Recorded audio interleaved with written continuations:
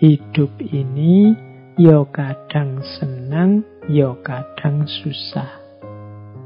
Wajarnya hidup seperti itu. Tidak mungkin kita hidup ini senang terus, dan tidak mungkin juga susah terus. Kenapa begitu? Kalau kita sedang senang, katanya Ki Ageng Surya Mentaram, kita kan tidak berhenti di kesenangan ini. Biasanya keinginan kita terus bertambah. Kalau bahasanya Ki Ageng pakai istilah mulur.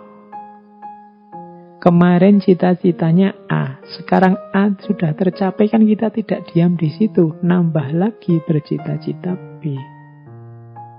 Akhirnya kita susah lagi karena keinginan kita yang baru ini.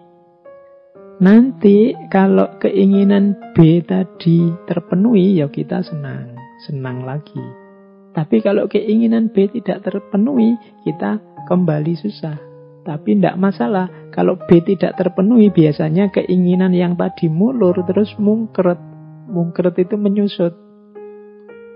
Menyusut itu jadinya terus begini, tidak apa-apalah, dapat A saja sudah cukup kok.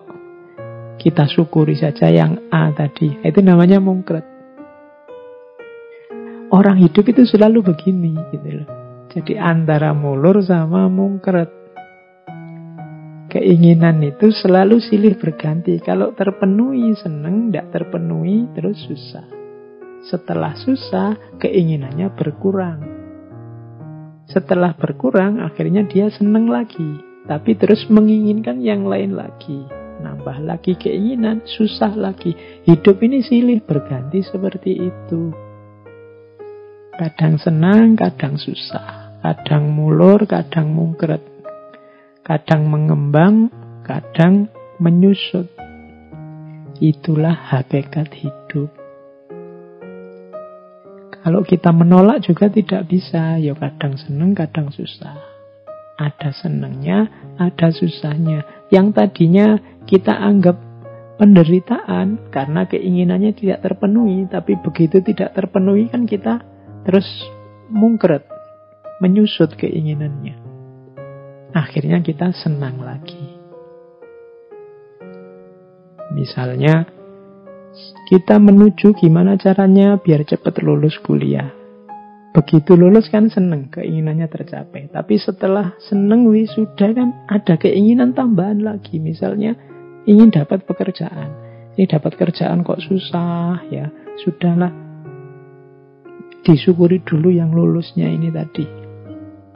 Sebelum menginginkan yang lain. Setelah bersyukur kan bahagia. Setelah itu kan tetap nambah lagi keinginannya. Jadi penderitaan itu keniscayaan hidup.